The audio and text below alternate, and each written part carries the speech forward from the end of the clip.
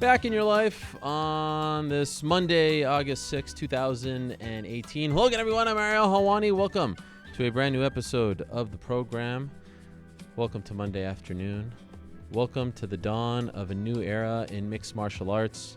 Welcome to a whole different landscape in the sport. Last time we talked, Demetrious Johnson was the reigning, defending UFC flyweight champion. Last time we talked, Demetrious Johnson was the only male flyweight champion in the history of the Ultimate Fighting Championship. On this Monday afternoon here in New York City, things have changed.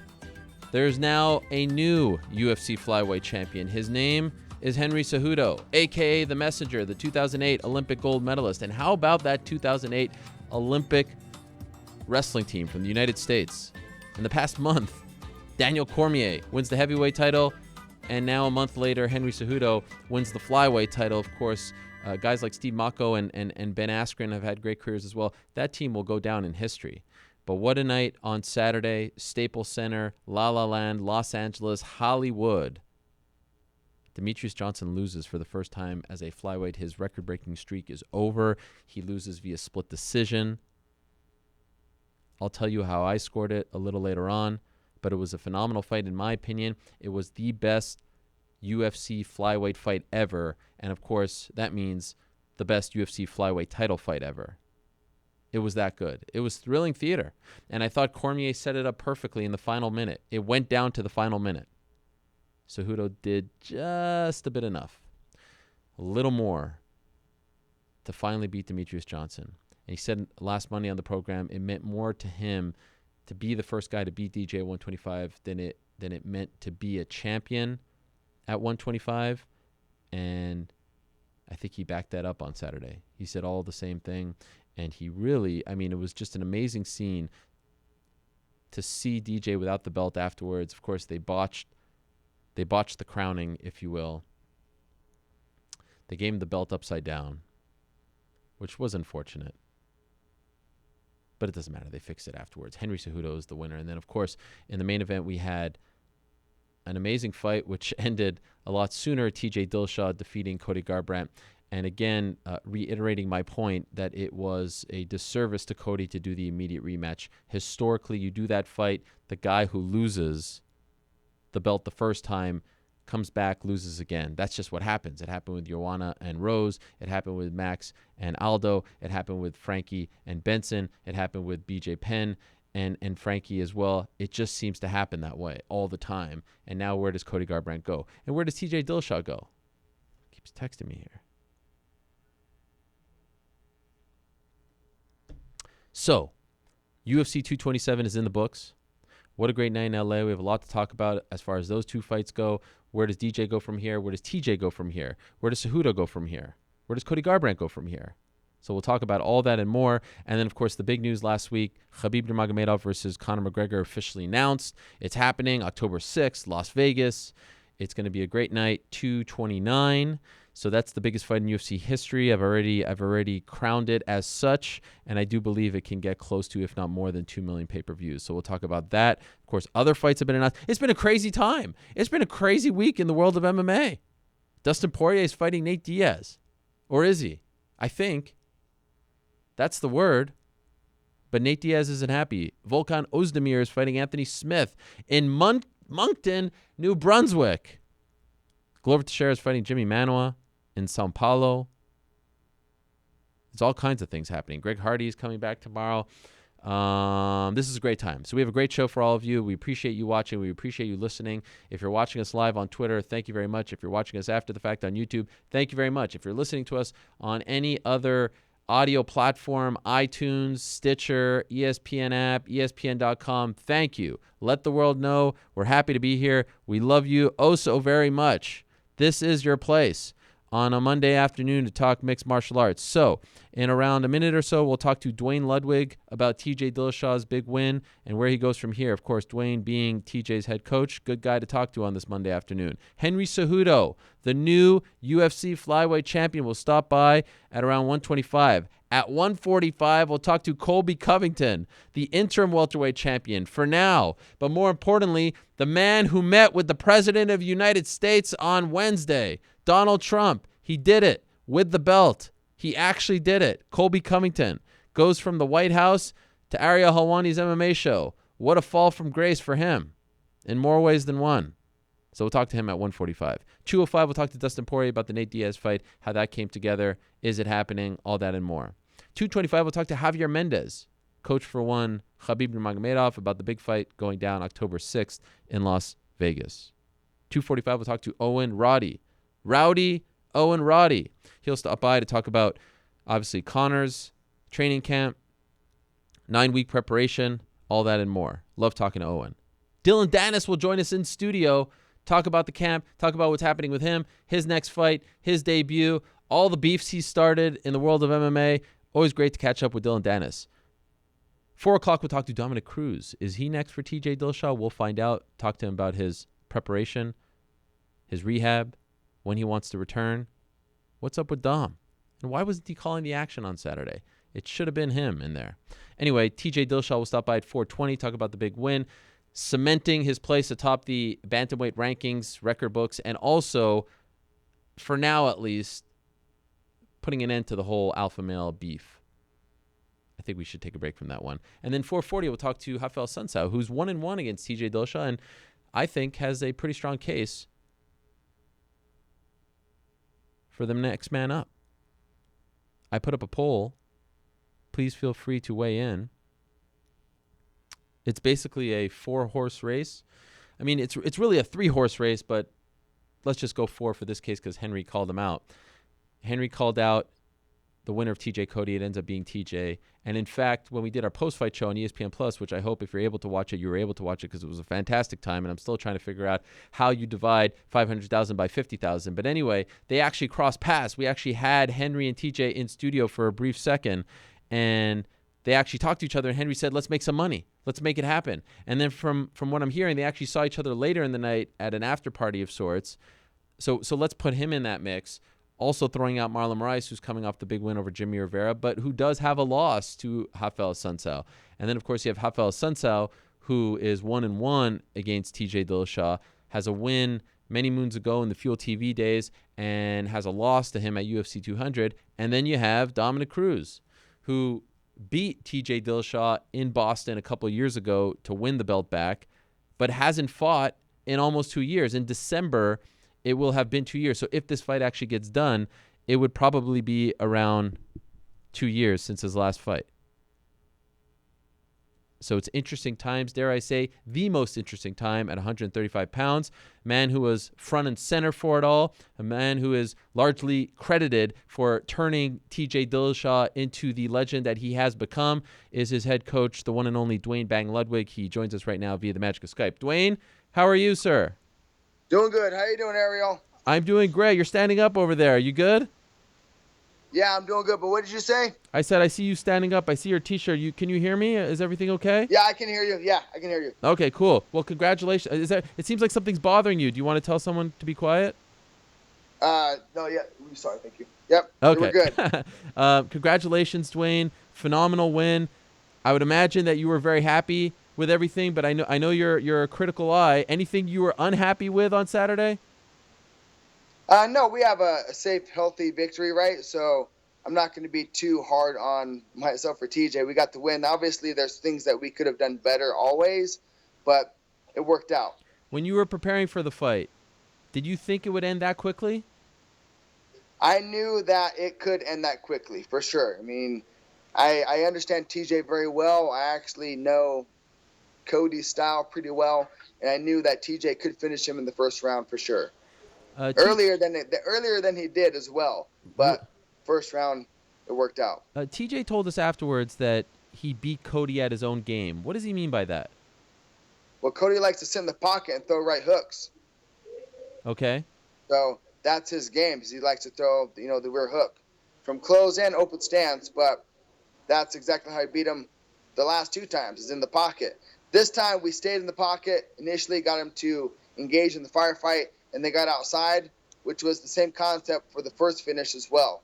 And that's where I feel we really excel, is understanding that power hula hoop zone of power. And that comes, a lot of that understanding comes from Trevor Whitman and understanding where again, the power zone is with your punches, and make sure if you're going to be inside there, you have the proper position, or don't be inside of it. And TJ was able to engage in that power hook zone and then get outside of it. So he's a very, very smart fighter. Yeah. I thought, obviously the fight went shorter than the first one, but I'm wondering from your perspective, did Cody change anything at all? Is this still the same Cody that you saw back in November, the one that you saw in Alpha Male? Did he improve on anything? He threw a bit more kicks, right? But for the most part, he may be adding new things to his arsenal, but he's not fixing what I feel he should fix as a fighter. And I'm surprised he's gotten this far with what he's been doing. Or I'm surprised other people haven't seen the error. And I don't break that down for other people to capitalize on him. I'll let them figure that out. But I told his coach in the cage, his boxing coach, I think it's his Uncle Ray, I told him 2 things that I feel Cody should work on. So hopefully they can work on that and he can improve and get better. But if not,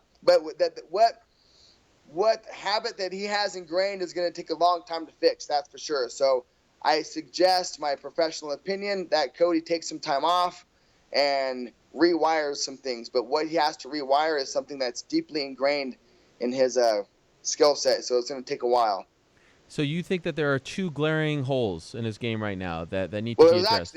There's actually a couple. There's a couple things that, if he was under my guidance, that he wouldn't be doing right now. I guess it depends on how long he'd be under my guidance. But there's a couple things that I feel he should work on. But I won't give those out here now.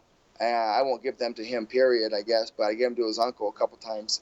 Okay. Could you give us one of the 2? Keep your hands up, right? Right. Okay. That's a big problem.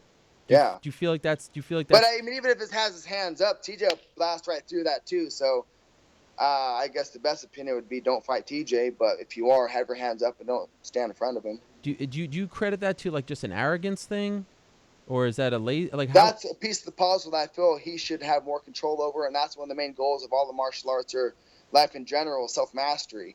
And I'm talking to myself here when I say that for sure. But he definitely needs to control his emotions. I would say that's a good piece of the puzzle. But that's what helped him become so successful also. But he just has to, it's fuel, it's fire. Learn to use it to cook your meal or burn down your house. It's up to you. And right now it's burning down his house. So I was very against this fight being made because I thought it was a disservice to Cody, because I think historically, actually the facts would back it up. The guy who loses the belt in the immediate rematch historically loses the immediate rematch. I'm glad you said that. Now I asked you last time we did an interview, you wouldn't step up and give that answer, but I'm glad you're saying it now, Ariel. What do you mean? I've been saying that for the weeks leading up to this fight. Good man. Thank you. It's good to hear it. Okay, so why do you agree with that? Do you feel like it was a mistake as well? Well, I feel he should have had to earn his spot back into title contention. Is what I feel. Oh, I'm not even talking about that. I'm talking about from a fighter. I was. Okay, but fair, and that's very fair. But from a confidence issue, as like a fighter, don't you need to get your mojo back, your confidence back? Well, that's what I mean. That's right. Part of it, right? I mean, there's many things that have to happen. There's many reasons why he shouldn't have got the immediate rematch for many reasons, and he shouldn't have had it happen. I mean, it wasn't a good decision by the UFC to allow Cody to do that, because Cody's probably not in a really good place right now, and that's just bad for his career and his health in general. So he should have took a step back, got a bit better, and built him back up to work on a couple things. I mean, it's not a good idea to be thrown back in the fire with TJ again. Yeah. So, like, for example, if the shoe was on the other foot, you would have advised your fighter to take a fight to get his confidence back, to work on some things? And he looked to be pretty confident in there as well. So I don't know if it was the confidence thing, but just health-wise also, and to fix some things and get better in certain areas. Yeah, he should have. They should have built him up a little bit more rather than throwing him back in the fire. Right. That's for sure. And now he's 0-2 against the champion. It's nearly impossible to get the third fight. How about, what would you like to see Cody do now? Oh, Cody. I'd like for him to take a long break, as you said. And I think he needs a fight, not a gimme. He needs a tune-up fight. I think in MMA we are against tune-up fights. In boxing we see them much more. What's wrong with getting a guy a W? Right. Yeah, just build him up a bit more. Because one thing, too, and it doesn't have to necessarily be a tune-up fight, but not fight somebody at TJ's level. Yeah. And when he fought Cruz, I don't feel Cruz was 100% when they fought. So, he fought whatever number you want to give it. I don't know Cruz that well to give him a margin, but I'd say he fought about an 80% Cruz. Okay. So you think that was a bit of fool's gold? Yes, sir. Okay. Now, so TJ is past this. Are you kind of like, is this refreshing? Because now finally, at least for the, the very near future, the alpha male thing goes away. This won't be talked about anymore. That has to be nice, right? Yes, that's nice, but we always choose to focus on what we can control, and that's get better at our martial arts spectrum and just enjoy the journey and not worry about what other people are saying. I mean, everyone's literally looking at us and following our lead, so we need to lead by example and do what we should be doing. That's minding our business and getting better, and not worrying about what everybody else is doing. Sure, but this pretty much cements it. You guys won that war. I feel so. Yes, sir. Yes. Does that feel good? Yeah, it just feels good for TJ to have a healthy, happy victory. That's the main goal. And I don't train TJ to necessarily beat somebody else up. I just train TJ to improve and get better. When he improves and gets better, you see the performances that happen. So I think that's just a good lesson. And again, I'm talking to myself to mind my own business and focus on what I can control, and that's my own business and family and friends and people that are under my guidance. So, I think a lot of people are always worried about what somebody else is doing. And I don't worry about anything. I just focus on what I need to do to get better and improve and take care of my my responsibilities. Which victory felt better for you, the one in November or this one? The one in November, that one for sure. That was the more I guess heated rivalry. Yeah. And this one, But they were both amazing victories. This one was on my birthday, and TJ gave me the belt. That guy is something special, man. I get a lot of credit for his development and his achievements and accolades. And I'll take it, of course, right? But he's his own special being. I mean, without me, he would be champion. I don't think he would have the same perspective of martial arts without me, or I wouldn't understand martial arts at this level without him either. It's a good win-win, and that's why we continue to flourish and grow together. But TJ is a special human being, that is for sure, and I just feel I get more credit than I deserve. Happy birthday! So your birthday was Saturday? I had a good birthday gift. The belt is actually right here. Wow! I got it in front of I got it on the front door at the dojo. TJ gave me this one, so I got 2 of TJ's belts now here at the dojo. It feels nice. That's amazing. He's an awesome guy. He's a man of his word. He says he's going to do something, he does it. So that's another lesson to learn by. Yeah. So your birthday was Saturday. I'm sorry? Was your birthday actually Saturday? Yeah, my birthday was actually on the 4th on Saturday. What a great it was present. Perfect. When the fight got announced, he called me and I said, "Hey, it's my birthday. Give me a present." He said, "For sure." So I said it as a joke, but he wasn't playing. That's incredible. Did you say anything other than to Cody's coach? Did you say anything to any of those guys? Yeah, I talked to Danny. I talked to Holdsworth, man. I told him, I still love you guys. And I told Danny that after the last fight too, and he took it wrong. So I just want to make sure I tell him, in his face, like, look, man, I still love you guys. We don't have to have this drama, but drama and emotions, stir growth. So sure. I just want to make sure they take things too personal. I think a lot of people in general take things personal. And I guess you should, because it's your passion, your goal in your life. So you should take it personal and genuinely care about what you're doing. But I feel they crossed the lines in a lot of areas because they were all friends and family, right? And for them to I actually got my feelings a little bit hurt when I heard the first fight with Cody and TJ between the rounds. They're talking to TJ during the fight. And they need to mind their business and focus on what Cody should be doing and not worry about what TJ's doing and what we're doing. And in the corner, they're saying he's only got a right hook. He's only got a right hook. So that makes you focus on the right hook. Then what else is open? The left side. Then he gets caught with the left high kick. So we're literally using their coaching against them. And here's a piece of advice for everybody is, again, focus on what you can control. And they should have just been coaching Cody on what he should do and not worry about us all the time. Yep. Okay, that's great advice. As you know, there's a hot debate as to what TJ should do next. As his head coach, what would you like to see happen? I would like to see him drop down to 25 and fight Cejudo. 1 minute, sorry. Are you still there? Just not okay. I would like to see TJ drop down to 20. Well, heal up a little bit. Can you see me? Yeah, I can see you. I think you got a call in the middle or something there. Yeah, go ahead, please. Yeah, I got a call. They call him back. They want to deliver my pizza. I'm hungry. But I'd like to see him drop down 25 and take that belt, and then possibly go back to 35 and fight Cruz. Wow. So if it was up to you, in his next fight, he would go down to 125 and fight Henry Cejudo. Yes, sir. And what's the motivation there? Now the DJ fight is no longer. You just think that he could get another one. I don't think. I know. Okay. And then fight Cruz. Then Yes, go back sir. up. How does he feel about this? Yeah, we gotta re-get that one. TJ should only have one loss, and that's against Dobson. The other 2 decision losses weren't actual losses. So TJ should actually be on quite a win streak right now. But I just feel we should get that back. Not that Cruz deserves a rematch for the title, but just morally, I personally like to get that fight back. I'm sure TJ would as well. But we don't necessarily need to, chase these rematches as much as it is that we're in the pursuit of excellence for martial arts and see at what level can a human operate when it comes to fighting. And TJ is, he's on the top of the heap. So what's so interesting about this is Henry said, I want to go up to 135. I want to do a Yeah, he doesn't. I don't think he. Well, I'll say TJ is more in the right to pick and choose where he goes, more so than Cejudo. And you would push to have him go down because you could get a second belt even though you're cutting 10 extra pounds.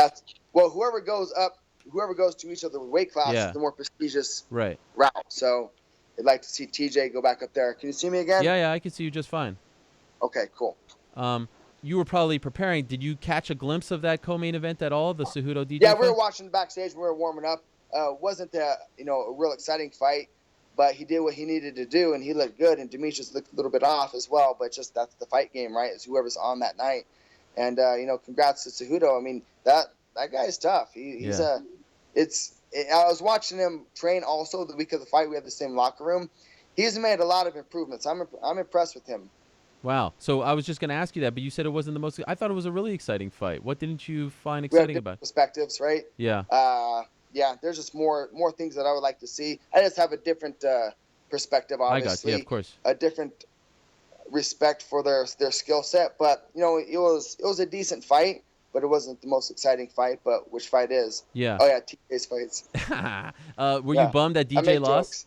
Were you bummed that DJ lost? That fight is now gone? Yeah, it would have been nice to fight Demetrious, actually. Yeah.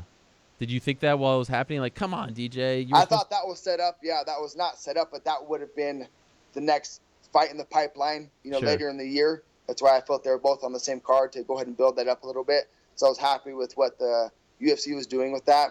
And, they were going to set up the champion versus champion, whoever won those fights. So in our eyes, it was going to be TJ and Demetrious at the end of the year, but they got a little bit derailed. So we'll see what happens next. But again, ultimately, TJ is pound for pound, in my opinion, the best mixed martial artist, and it's time to go down to 125 and prove that. Does he agree with you? TJ is not a big 135er. Yeah. He has to eat and lift to stay heavy to cut weight to 35. So he actually weighed in when he did his weight cut. He weighed in. He dropped down to 133, then drank a little bit, ate a little bit to actually be 135 for the weigh-in. Wow. Does he agree with this plan? Does he want to do it as well? Does he want to go down to 125? Yeah, I'm not telling him to do anything. It's a mutual agreement. I mean, That was the thing, though, because Demetrious, right? We want to go down there and take that title, and that would have been the more prestigious route. But now it's Cejudo, so either way, it's still good to go down and take the belt because it wasn't anything personal against Demetrious. But again, that would have made it a bit more worthy, rather than just the belt, but beating Demetrious. But now it's just taking that belt. How soon do you want him to return? We have a couple of things that we need to talk about and go through. There's a few things that TJ needs to do to rest up a little bit. We're not always healthy when we go into these fights, but even though he looks healthy, there's a couple bumps and bruises that we need to take care of just for the longevity of his career, because we've been putting things off for a while, and now it's time to actually sit back if we can, heal up, and take the 125 fight, which depends on the degree of injury and how long it takes to heal up. So a couple of the X factors in there. Do you think he's done for the rest of the year? I would like for him to take the rest of the year off. Well, it just depends on the degree of injury. Okay. What is the injury? Because he's motivated, man. I have to help pull him back a little bit. You hear that a lot, but I mean that's the case with TJ for sure. I don't have to motivate him or push him at all like that. He is dedicated. When I trained, like I wasn't no slouch when I trained. I used to outwork people in my class, and I'd go through 2-3 training partners and sparring partners, and I used to push people quite a bit. And compared to how I used to train in comparison to TJ, I train like a fucking pussy.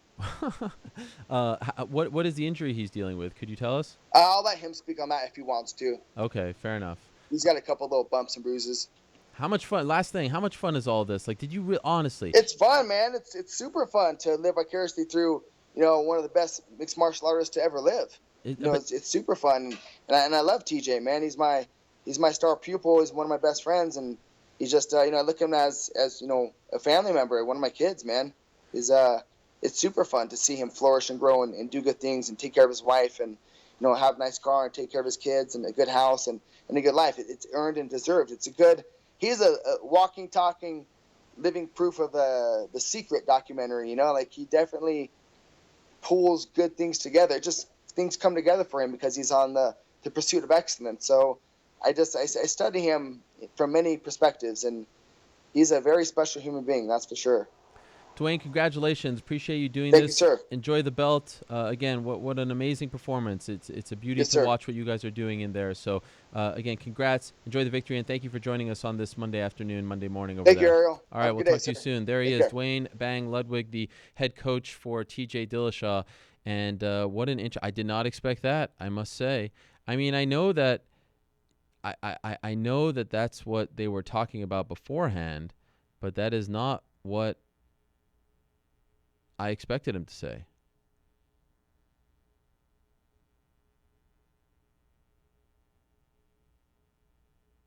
So in case you missed it, Dwayne Ludwig saying that he would like to see TJ Dillashaw go down to 125 pounds and fight Henry Cejudo next. And then after that, he said he wants to see TJ Dillashaw go back up and fight Dominic Cruz. It seemed a little bit like Bang was feeling himself on this Monday afternoon.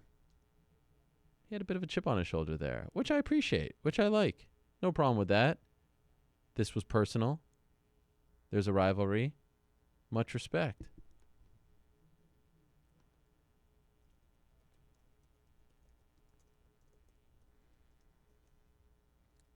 But it felt like he was feeling himself on this Monday. I like that.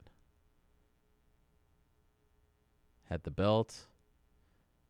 TJ Dillashaw telling us on Saturday that that was a new belt. Sometimes they'll give you a new belt. Remember, DJ was a little bit sour on that. And DJ posting on his Instagram, his foot. If you follow him on Instagram, you'll see that his foot is quite swollen.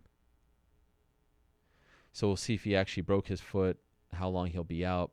There's certainly an argument to be made that he deserves an immediate rematch. If anyone has ever deserved an immediate rematch, it would be him, considering how long he was champion for, considering the record-breaking streak, considering the fact that he's the only, up until Saturday night, champion in the UFC flyweight division. So there is an interesting debate at 125 and at 135 right now. Where do they go from here? But that's one I didn't expect. Once Cejudo won, I didn't expect Bang to push for that. And he just threw us a little bit of a curveball here. You'll recall after Cejudo won, he said, I'm going to do what DJ wouldn't do, and that's go up to 135. And then afterwards, TJ Dillashaw essentially accepted, but it sounded like, and Chael gave TJ props for this. He said, okay, you're going to give me the out. I don't have to cut the weight. But to Bang's point, it's a bigger fight for the guy going up because now you can collect 2 belts. Same thing happened with DC versus Stipe. Same thing happened with Conor versus Eddie. BJ Penn versus GSP as well. And I'll say to Dwayne, I've been very vocal about the fact that I didn't think that they should have given Cody the immediate rematch, only because I'm a big believer in confidence. I'm a big believer in getting your mojo back.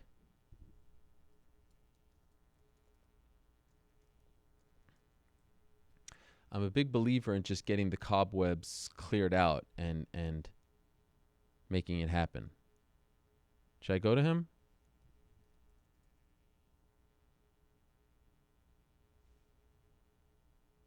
I think we're trying to fix this up here.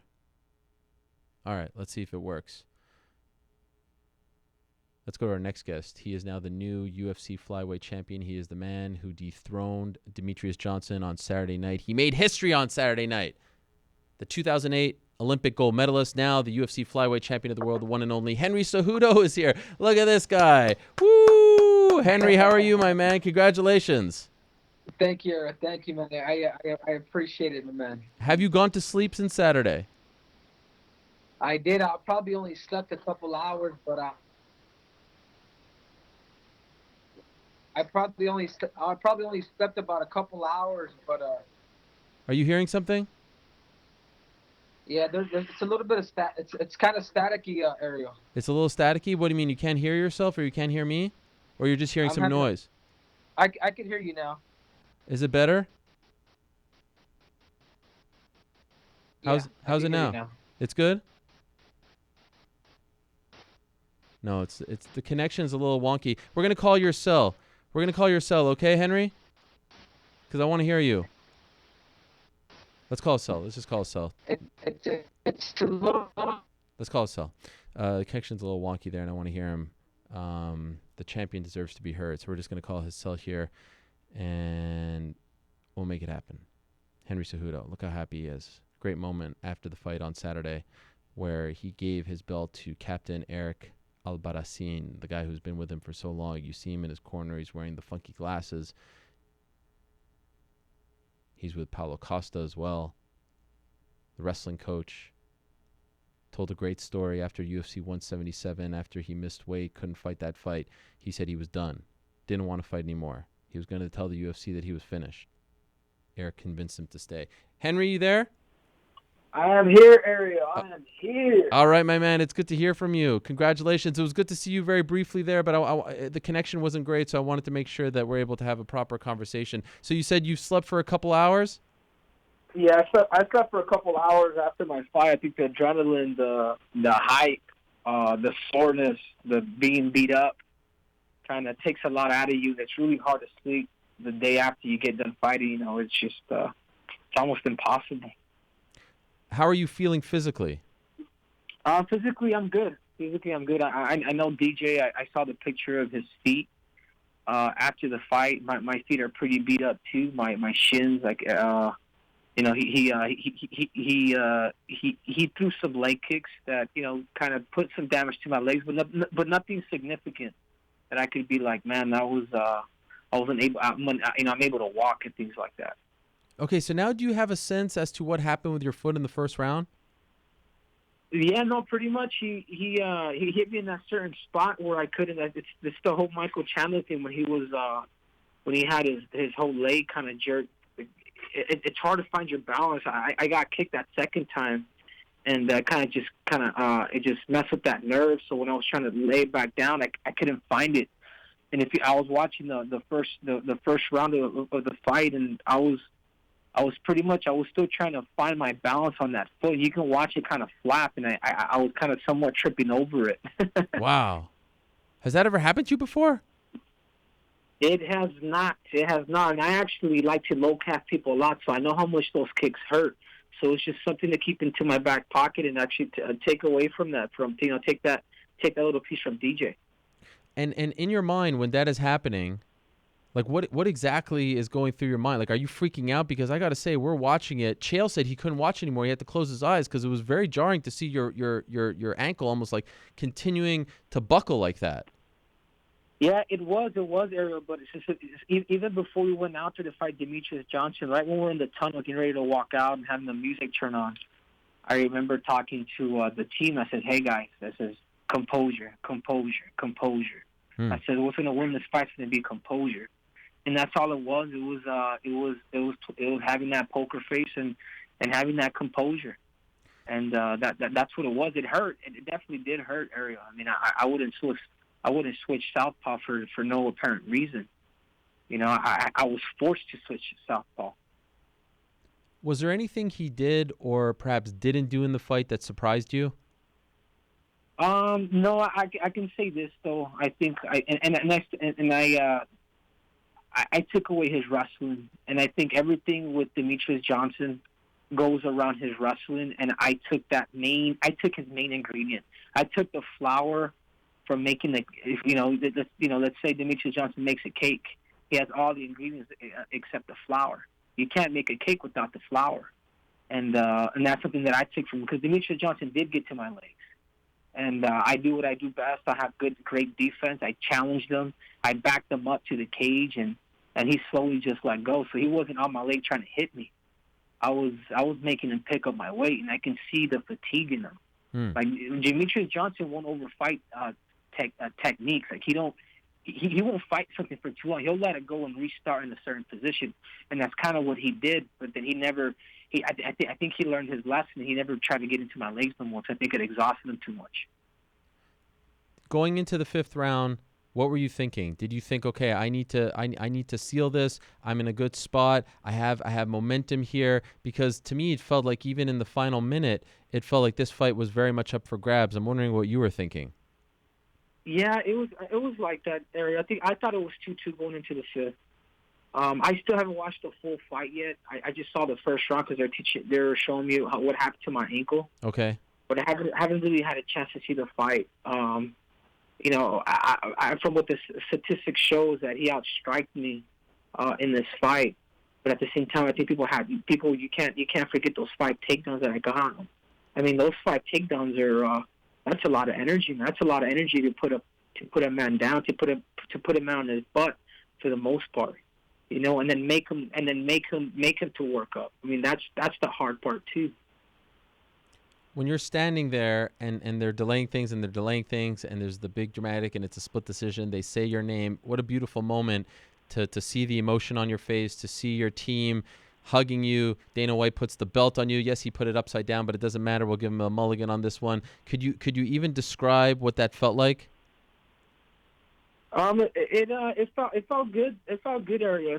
It reminded me of who Henry Cejudo is. That this isn't the first time I've gone through adversity, Ariel. I've gone through adversity in wrestling. I've gone through adversity in life. I almost lost my life 8 months ago in the Santa Rosa fires.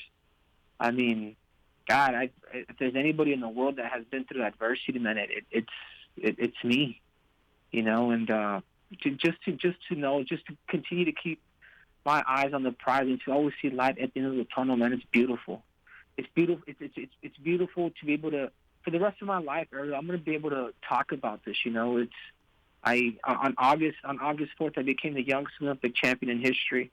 And on August 19th, and on August 4th, 10 years later to the date, wow, I became UFC champion of the world, defeating the best pound for pound, best fighter in MMA history, man. To me, that's and this is why I was saying there. It was like it was much more than the belt, man. It was really defeating Demetrious Johnson, defeating the man, the myth, the legend, letting people know that, hey, this guy's beatable, man. Just give me time, man. Just give me time. Being knocked out in the first round, 2 minutes and 36 seconds of the first round. I mean, I barely lasted half the round by 6 seconds. You know. But that was, man, it's just a really nice underdog story that I'm going to be able to preach to my kids eventually, to my kids' kids, that, hey, man, things in life happen, but if you don't give up, you continue to keep working hard, you put yourself in deep waters, you will find a victory, and that's exactly what happened in my situation, Ariel. One thing that I learned on Saturday, even after we spoke, you were saying it briefly, I never knew this. You told your captain, your head coach, Eric Albarracin, you told him at UFC 177 when you couldn't fight, when you failed to make weight, that you were done, that you were going to quit MMA? Yeah. I told him. I remember telling Sean Shelby, and I saw Sean in the back, and I'm just like, hey, Sean, this has gone full circle, man. Do you remember when I first told you that I'm done fighting? And, I couldn't make the weight. I was embarrassed with myself. I was embarrassed with everything that happened. And I remember telling him, hey, I appreciate the UFC for everything. It's too bad I'll never fight for you guys, but I'm just done, man. I'm done fighting. I can't make the weight. And I remember Eric, who was down there with me, Sean Shelby, and my brother. And I remember Eric following me. He's like, dude, you can still do it. You can still do it. He was trying to get me to go back in there and try to make the weight or try to fight, try to do a catch weight. But by that time, Ariel, I was so embarrassed. I just didn't want to fight, man. I just didn't want to fight because, there was articles done. Well, Cejudo make weight. Before my debut, man, this is a lot of pressure for a kid. I was 26 years old, and I remember jumping in the car, and Eric was trying to open the car door. And I'm over here like fighting with him and closing it. I'm over here cussing at him, and he's like, "You can still do it." He's like, "You're the best in the world. You're the best in the world." That people don't know that. I says, "Henry, you're the best in the world." And I'm just like, "Leave me, leave me." And I remember just closing the door on him and then heading to the airport. But I remember just feeling this like complete sadness, knowing that Eric was right. Me still knowing at that time, being dehydrated, hearing his words and me shutting the door on him, headed straight to the airport, me knowing like, man, this guy is right. This guy is so right. I'm super emotional right now, but this guy is so right. And I stuck to it. I came back. I took some time off, and I think it was 5 months later, I ended up fighting Phoenix, my debut in Phoenix, and then from there was history. From there was history, Ariel. And I think you need guys like that. You need coaches, because a coach is not just a technical or tactical coach. A coach is somebody that could just help you out in life. And if it wasn't for his words of encouragement, letting me know that I'm the best in the world, I mean, I probably wouldn't be here, Ariel. Henry, what was it like after that fight at UFC 197? You're an Olympic gold medalist. This is your first loss in anything in so long, and you get somewhat dominated there. I mean, it was so quick. And I know you kind of felt a little embarrassed. Did you think that night, I get another crack at this guy in a couple of years? I will prove that I'm better than him. I will right this wrong. Did you feel that, or did it take time? No. I still felt that, Ariel. Like the belief never left me. Like even after Demetrious Johnson beat me that first fight when he knee me to the body, I watched my post press conference, Ariel. That's the first thing I said. Like, hey man, this man is the pound for pound best fighter in the world. I remember saying that. But I says, guys, I still feel like I could beat him. I don't even think I got a lick or a punch off of him. I just knew I had the ability. And if I can't be the best in the world, Ariel, there's something wrong, man. Physically, I'm much stronger than Demetrious Johnson. I'm just as athletic. I'm just as fast as Demetrious Johnson. It all just falls back to a technical aspect on me. It all fell back to time. Give the guy some time. Amazing. And now here you are, you did it. And afterwards you say, I'm going to do what DJ wouldn't do. I'm going to go up to 135. TJ said yes, but I don't know if you know this. Dwayne Bang Ludwig, TJ's head coach, was just on the show right before you. And he said what he wants to do is have TJ go down to 125 to fight you because he wants the 2 belts. That was their plan before. Nothing changes now that DJ is gone. What do you make of this? Whichever way they want it, Ariel. What I'm saying is I want the challenge. I'll go up. At 125 pounds, I can promise you this, Ariel. I will knock him out. I will knock TJ Dillashaw out. I think this fight needs to happen. He used to go down. He used to really chase Demetrious Johnson, and he wouldn't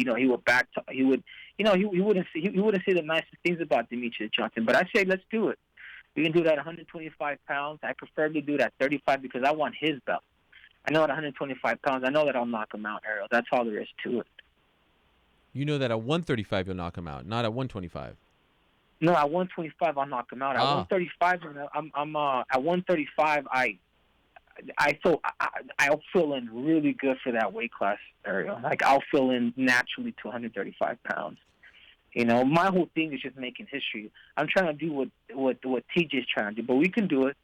I think it'll be a good fight. Personally, I think at 125 pounds, I think it'll be a good fight for the fans, for the people. Obviously, I heard Demetrious Johnson's a little hurt, but man, I would love to fight TJ, and I hope he accepts my offer either at 125 pounds or at 135 pounds. But I say we do it, Ariel. Enough talk. Let's get to signing. Okay, well, Henry, what do you say to people who say if there ever was a guy who deserved an immediate rematch, it's the winningest champion in UFC history, that this man has done enough, he doesn't have to campaign, it should be immediate. DJ versus Cejudo 3. What do you say to those people? For sure, I would agree as when it comes to the statistics side of it, but at the same time, I know what the UFC is trying to create, man. I had to wait 2.5 years to fight Demetrious Johnson. I had to wait too. And it's also good too, Ariel, for our weight class to start new storylines. And it has nothing to do with Demetrious Johnson, but we need new storylines in our weight class. Like, think about it. There's another Henry Cejudo, Demetrious Johnson, and let's just say Demetrious Johnson beats me. for the trilogy. I mean, where does it again? That goes back to not building a storyline. I think just for the sake of our weight class, again, not for Demetrious Johnson, and I think Demetrious Johnson may agree with me. Just for the sake of our weight class, I think it would be good. I think it would be good to see somebody else for now instead of Demetrious Johnson. And again, Ariel, I'm thinking about the weight class, man, as a whole. As a whole. I understand you saw TJ later in the evening. You both were at the same restaurant, right? What happened? Yeah, I brought him over. I says, hey, let's make some money, man. TJ won. I says, I want your head on the plate. Wow. Damn. Contentious. I said, let's make some money, man. I said, you've always talked about the pound for pound. I just defeated the guy you've always wanted to fight. And I've always believed that Demetrious Johnson could beat even TJ, even at 135 pounds. And I said, hey, man, let's make some money together, man. Let's make some money together. And we can do that 125 pounds or 135 pounds, but they can pick their poison area. I'm good with either one. I just want a belt. That's what I want. I want another belt. I want to make history. I want to be the champ area. I feel you. No one has ever done that. You know how everyone always used to say, like, oh, I'm going to be the guy to save the flyweights. I'm going to be the new breath of fresh air. Do you feel like now people will view the flyweight division differently now that you're the king of the division? There's a new face. Do you think that this will now change the way people view and talk about that division? Yeah, but it was never about the division area. It was always about how dominant Demetrious Johnson has been. And he's still, obviously, man, the fight could have gone either way, Eric, ultimately. I think what really saved me to winning this fight was my takedowns. It's mixed martial arts. It's not just a striking match. You got to be able to display everything, and I took that away from Demetrious. And that's what made Demetrious' fight, that's what threw him off, and I could feel Demetrious Johnson was thrown off. Because I took away his main ingredient, which was the flower, which was the wrestling. Did he say anything to you in the cage or backstage afterwards? I saw him after the fight, and I said, hey, DJ, man, I admire you, man. I admire you. Made me a better fighter, a better human being. I admire everything that you've done, man. It's been an honor to fight you, man. I just shook his hand. And you know what I love about that guy is he's a true professional, man. It is so cool to see him in his corners. None of them complained. Everybody shook my hand. Everybody was like, congratulations, from him to his father-in-law to his coaches. I mean, it just shows you, man, that the dude is he's the greatest of all time. Wow. You still think he's the greatest, even though he lost to you? Yeah, for what he's done, 11 title defenses, and the fashion that he's done it, I mean, you can't take that away from the man. The most diverse mixed martial artist of all time. Anderson Silva was amazing, but Anderson Silva, you put him against a good wrestler, and it changes. Obviously Chael Sonnen lost it that one time, but think about it, he was dominating that fight.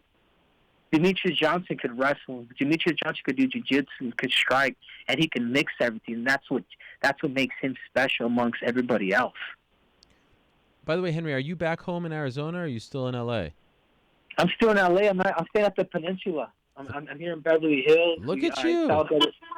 I celebrated with my mentor, Dave Zolwine, and wow. We came out here. I'm just being pampered, man. I'm hanging out with my baby. You know what my baby is, Ariel? No. My UFC belt, baby. Walk around with a stroller, put the belt in there.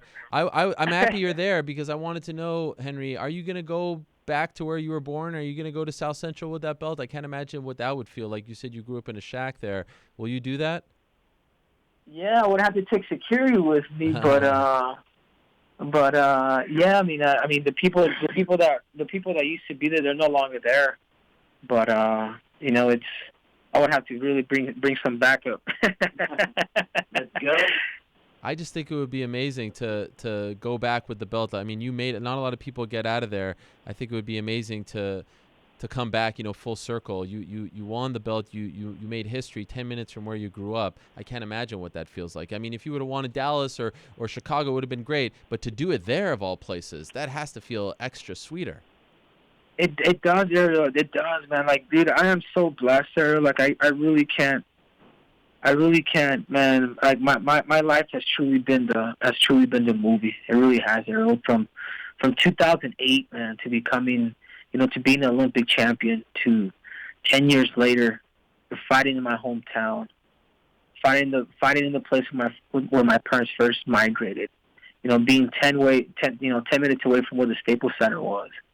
Back in the 80s, or the Bloods and Cribs, to a son of immigrants, to UFC stardom, to being a big influence, man.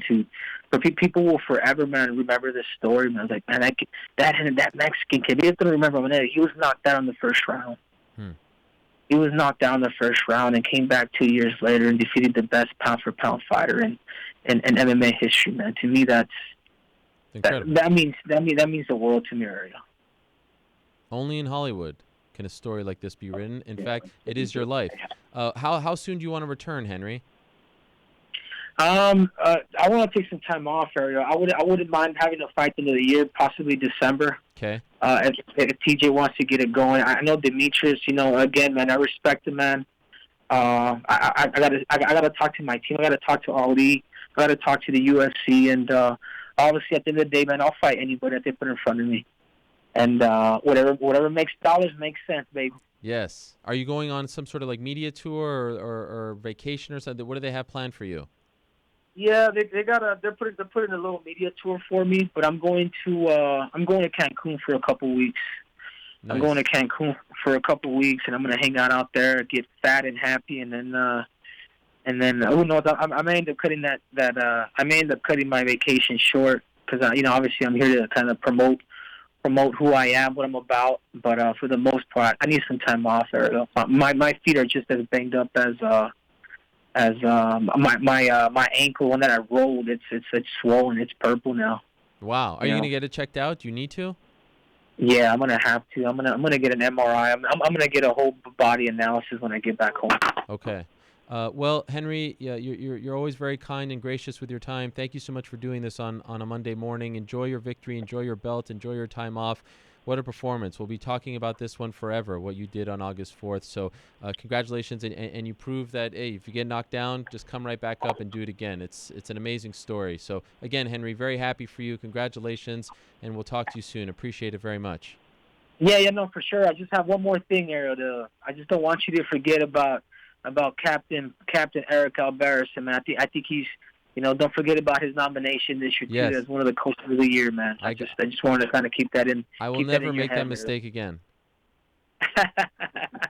All right, Ariel. You have a good one. All right, thanks, guys. Take care. There he is, the new UFC flyweight champion, the messenger, Henry Cejudo. Unbelievable stuff. What a great story. It's true. It really is a Hollywood production. All right, let's move along now. What a week for our next guest. Holy smokes. He has not talked in quite some time. I have not talked to him since the Monday after his victory over Rafael dos Anjos sort of disappeared, fell off the face of the earth, wouldn't respond to a single one of my texts. And then all of a sudden, we find out he's about to get stripped of the interim title. And then all of a sudden, we see him hanging out with the President of the United States of America, Donald Trump, red hat and all, belt and all, White House. There he was. It emerged on Twitter on Thursday. Colby Covington standing next to Donald Trump. And now we have located him. He is here. The one and only Colby Covington is in the house.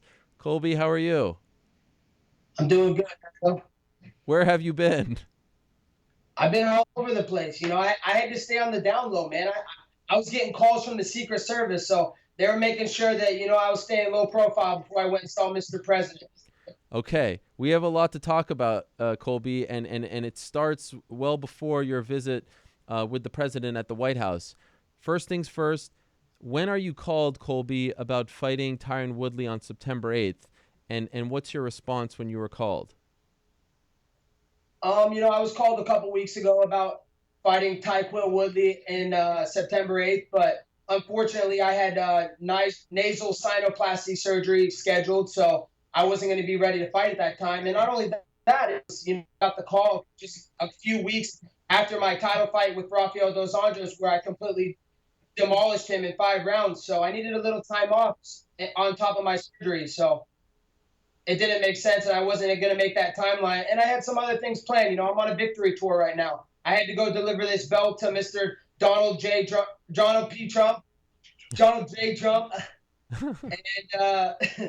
I've been busy. Okay, but so let me ask you, what's wrong with your nose, or what was wrong with your nose? I had not only did I have chronic sinusitis, but I had a fractured, or my septum was deviated. I had a deviated septum. So I had a lot of mucus that was draining from my nose down to my throat, and it was restricting my breathing on my lungs. So I was wheezing a lot. So it was really just, I wasn't at 100%. I was probably at 80% at best. And I've been dealing with this since Damian Maia, before Damian Maia. And, you know, the UFC has public knowledge of this. I had to go, you know, on every antibiotic known to man, and I had to go through USADA to clear those antibiotics. So, you know, this is a serious thing that I was dealing with. I couldn't breathe, and I was coughing up mucus when I was training, and blowing my nose, and this is a serious thing. So I had to get this under control before I can fight again. I want to be at 100% for my next fight.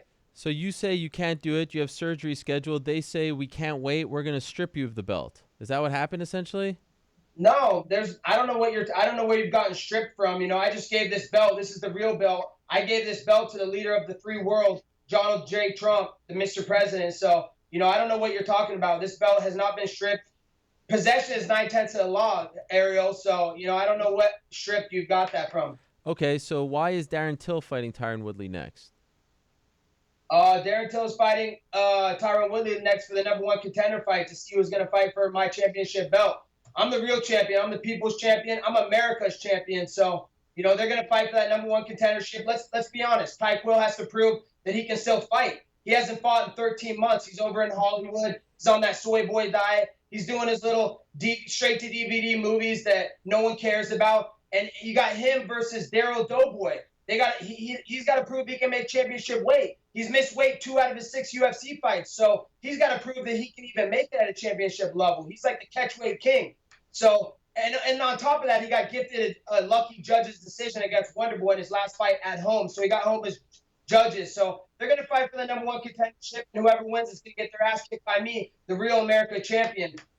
Are you annoyed that Woodley is fighting someone else? Like, that seemed like a really big fight, a big money fight. What if something bad happens? What if he loses? It could happen to anyone. It just happened to DJ. There goes the money fight. Are you annoyed that they're doing this and not waiting for you to get better? Whatever, you know. It is what it is. All I can say is, Woodley, you better not f this up. I'm your money fight. I'm the money fight. Don't f it up, Woodley. You better win this fight. You're looking like soft, though. I saw you those pictures at your little press conference. You're looking weak, you know. I know you're already broken from when I broke you in the gym, and you're just waiting for me to break you in front of the whole world.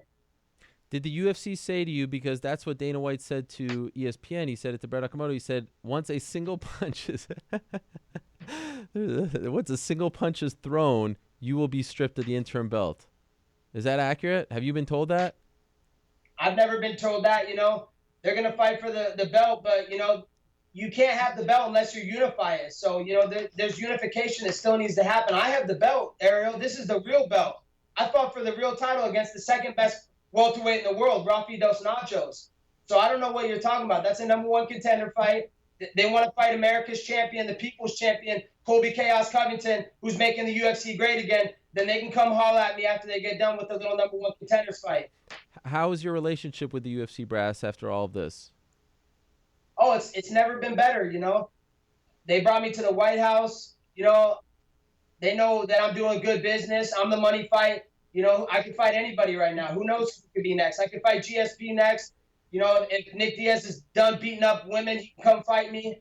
You know, possibly Conor McGregor, Khabib winner. If those guys want to come up for a third belt, I'm sitting right here with it.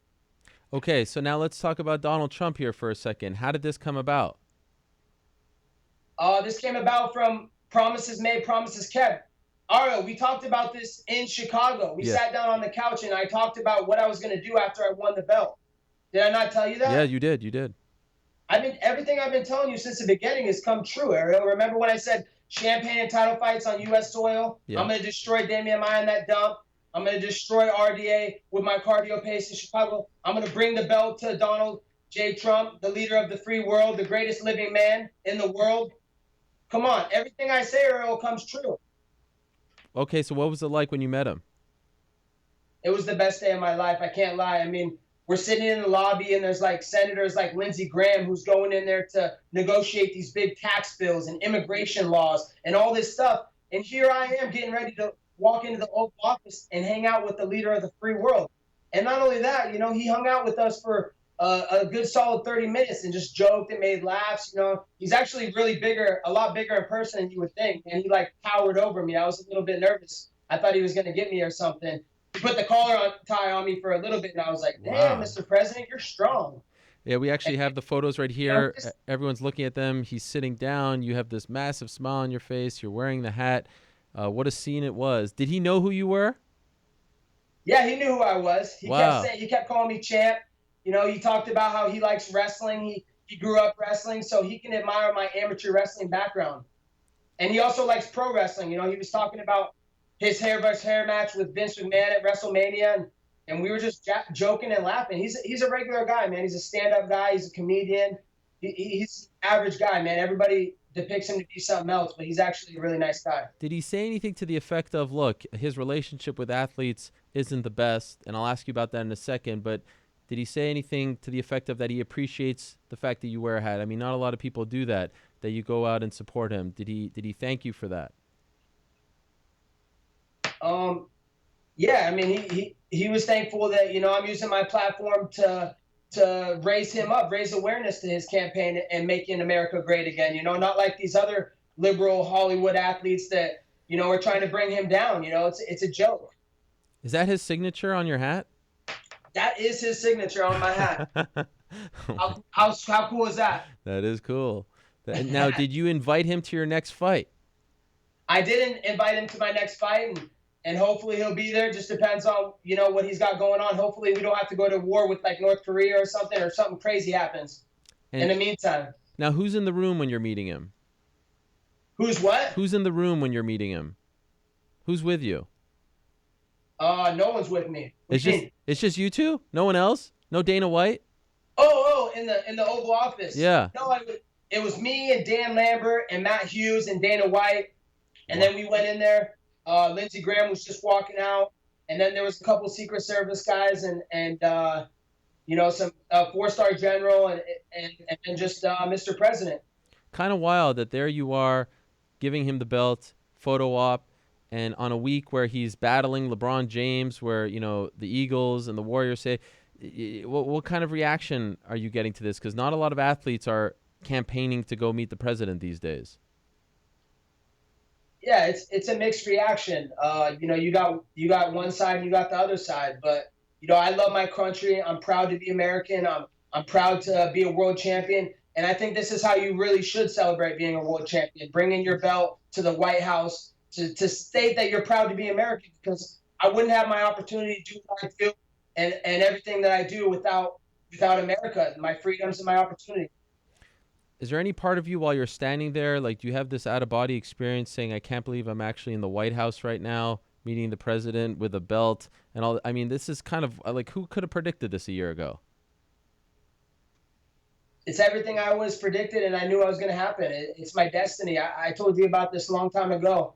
That's why, you know, when my haters want to come out and say stupid things, it's just like, I just laugh at them. You know, I can't help but laugh. That's why I have no feelings, because people say things and they live with their lies. I say truth and I live out my truth. So, you know, it's everything I always have ever dreamed of, and I'm proud to be American. And what a week for you. Earlier in the week, you're hanging out with Ronda Rousey. What was that like?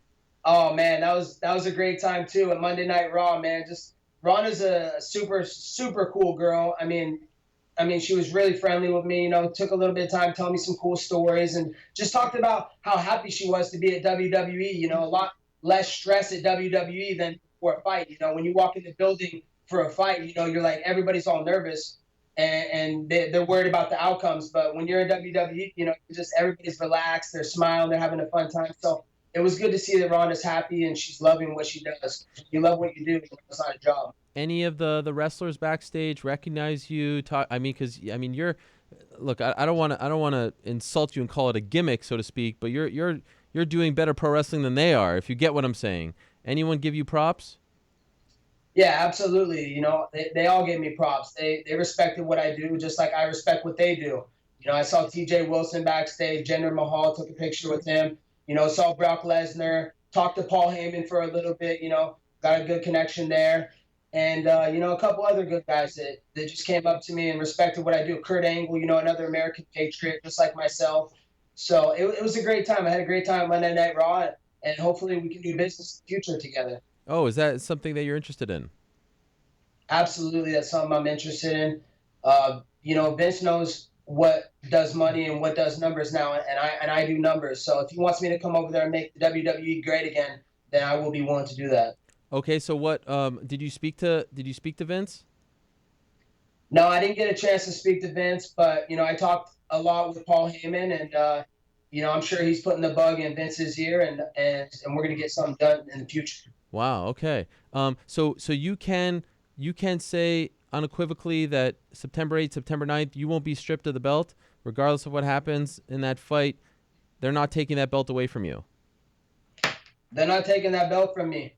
Ariel, like I said, possession is 9/10 of the law. I earned this belt. I'm the best welterweight in the world. To get this belt, you have to beat me in the octagon. And there's not a man alive that can beat me in the octagon, Ariel. So until that happens, that's the #1 contenders fight. Woodley hasn't fought in a year. His last fight was the least strikes thrown in a UFC title fight ever, which, by the way, that would be Ty Quill's legacy, least strikes thrown. That's his history legacy, versus Doughboy, who can't make weight and got a judge's lucky decision his last fight. So that's the #1 contenders for my belt. I wish them the best. Whoever wins, good luck to them, because they're about to get their ass kicked by the real great American winning machine, Chaos Covington. When do you want to return, or do you know when you are going to return? Has that been discussed yet? No, it hasn't been discussed. I'm still on my victory lap. I'm going to Fort Bragg. I'm going to go up to JBLE, base up in Norfolk, Virginia, go see the troops. And I'm gonna keep training and keep getting better and improving, and we'll see what happens next. But given the surgery that you had, the smile after it just gets me. Given the surgery, when could you return? Given the surgery, I could probably return in November, December. Okay, all right, that's good. And what about just your personal life since winning the belt? I mean, it must be great, right? I mean, you must have a lot of people who want to be your friend now. Yeah, it's amazing. Everybody wants to be my friend. Everybody wants to, come out of the woodwork and act like they're going to give me special privilege. But, I see through fake people, Ariel. I don't surround myself with fake people. That's why I got to where I got. I surround myself with good people and good integrity and good character. And I'm only worried about the future. I got big things on the agenda. So, I'm never satisfied. It's on to the next thing, and that's defending this belt. Who wins, Tyron or Darren? Man, it's a tough one to pick. Tyrone looks like, man, he looks soft at the press conference. He looked like he's on that soy boy diet from Hollywood. So I don't know. He hasn't fought in over a year, like 13, 14 months. So who knows what his motivation? He got paid to piggyback off Conor and John Jones. So he's got that money in the bank account. I don't know if he's hungry anymore. And then Doughboy, he can't even make weight. So he's going to drain his body out and dehydrate himself. He's going to have no water in his brain. He might get knocked out. So, but he can win a lucky decision. I don't know. He's the hype machine. So maybe the judges give him a lucky decision again. So whoever wins the #1 contenders fight, it really doesn't matter because they're going to get their ass kicked next. Will you be there? I don't know. I'm not sure yet. Maybe if my schedule's clear, but I've been really busy lately. I'm all over the place. Chaos is unpredictable. I don't know where I'll be next. Did Donald give you any career advice? Did he give you any sort of parting words that are going to stay with you forever as you enter this next chapter in your life? Yeah, he told me to keep melting those CNN fake news soy boys. Stop it. He didn't say that. Yes, he did. So would you say it's fake news that you're going to be stripped of the title on September 8th once the first punch is thrown? Absolutely. That's 100% fake news. They ain't stripping anything. That came from your boss, Dana White. He said it himself. He didn't say it himself. He said he's next. They understand. They feel for me my situation. I just fought, and then I had to get a sinoplasty surgery, a serious issue that I've been dealing with for 8 months, a year. So this is public knowledge. You can go to the doctors. Like, you can go to USADA. Like, I had a serious thing I had to deal with so I can get back to 100%. I know no one fights 100%, but I need to get to at least 90% before I fight my next fight and defend my title. All right.